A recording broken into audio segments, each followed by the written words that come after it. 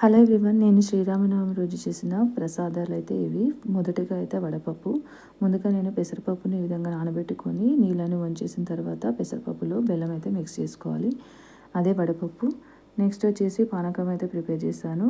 ఒక రాగి చెంపులో నిండుగా వాటర్ తీసుకొని అందులో కొద్దిగా బెల్లము, అదేవిధంగా ఇలాచీ పౌడరు, మిరియాల పౌడరు, కొంచెం ఉప్పు, 2-3 తులసి ఆకులు అయితే వేసుకొని మంచిగా కలుపుకోవాలి. సో అంటే బెల్లం మొత్తం కరిగేంత వరకు అయితే కలుపుకోవాలన్నమాట. సో ఇది కూడా పక్కన పెట్టేసుకున్నాను. సో నెక్స్ట్ వచ్చేసి నేను పులిహోర అయితే ప్రిపేర్ చేశాను. నేను ఇక్కడ నిమ్మకాయ పులిహోర అయితే ప్రిపేర్ చేశాను. ముందుగానే అన్నం వండుకొని చల్లారిన తర్వాత అందులో ఉప్పు, నిమ్మకాయ రసం అయితే వేసుకొని మంచిగా కలిపేసుకున్నాను. ఇందులోనే పసుపు కూడా వేసుకోవచ్చు, కానీ నేను పసుపు అయితే పోపులో వేసాను అన్నమాట. సో ఇక్కడ నేను కడాయిని వేడి చేసుకొని ఆయిల్ వేసి వేడి చేసుకొని, సో ఇక్కడ ఆవాలు, జీలకర్ర, పసుపు అండ్ పచ్చిమిర్చి, ఎండిన మిర్చి, కరివేపాకు, పల్లీలు, నానబెట్టిన శనగపప్పు అయితే వేసుకొని మంచిగా అయితే కొంచెం కలర్ చేంజ్ అయ్యేంత వరకు అయితే ఈ విధంగా ఫ్రై చేసుకున్నాను.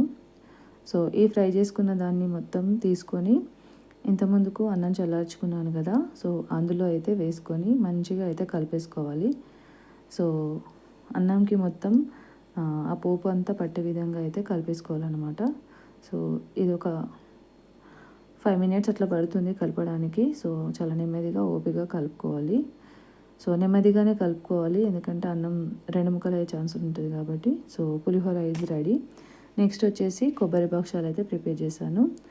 సో ఇక్కడ నేను మిక్సీ జార్లోకి ఒక 1/2 కేజీ కొబ్బరి ముక్కలను అయితే తీసుకున్నాను అనమాట. ఇందులోనే నేను ఒక 4-5 ఇలాచీలు అయితే వేసుకున్నాను. ఆ విధంగానే వేసుకున్నాను అనమాట. అది మిక్సీ పట్టిన తర్వాత అందులోనే ఒక 1/2 కేజీ బెల్లం అయితే వేసుకున్నాను. బెల్లం వేసుకొని మరి ఒకసారి మిక్సీ అయితే పట్టుకున్నాను. సో పూర్ణం అయితే రెడీ అయిపోయింది. మనం మామూలుగా యూజ్ చేసే గోధుమ పిండి ఉంటుంది కదా, అందులోనే కొంచెం సాల్ట్ వేసుకొని తగినంత వాటర్ వేసుకొని సో మంచిగా ముద్ద కట్టుకొని సో దాన్ని పక్క పెట్టేసుకోవాలి. ఒక 1/2 అవర్ తర్వాత ఈ విధంగా భక్షాలు అయితే ప్రిపేర్ చేసుకోవాలన్నమాట. సో ఈ విధంగా మంచిగా సో ఫిల్ చేసుకోవాలి. ఫిల్ చేసుకొని మంచిగా ఒక నూనె కవర్ ఉంటుంది కదా, సో దానిపైన చేసుకుంటే చాలా మంచిగా ఈజీగా వచ్చేస్తాయి భక్షాలు. సో ఈ విధంగా చేతితోని ప్రెస్ చేసుకుంటూ భక్షం అయితే చేసేసుకోవాలి. చేసేసుకున్న తర్వాత పెనం వేడెక్కిన తర్వాత దాని మీద కొద్దిగా ఆయిల్ అయినా నెయ్యి అయినా వేసుకొని మనమైతే భక్షాన్ని అయితే 2 వైపులా అయితే కాల్చుకోవచ్చు. సో ఈ విధంగానే అన్నీ ఒకదాని తర్వాత ఒకటి అయితే కాల్చుకోవాలన్నమాట. సో చాలా టేస్టీగా ఉంటాయి, మంచిగా చిన్నపిల్లలు కూడా చాలా ఇష్టంగా తింటారనమాట. ఇక్కడ మా డాటర్ కూడా హెల్ప్ చేస్తుంది. అప్పుడప్పుడు ఇలాంటి వర్క్ కూడా చెప్తాను అనమాట. భక్షాలు కూడా రెడీ చేశాను. సో అన్ని ప్రసాదాలన్నీ దేవునికి నైవేద్యంగా పెట్టేశాను. Thank you for watching.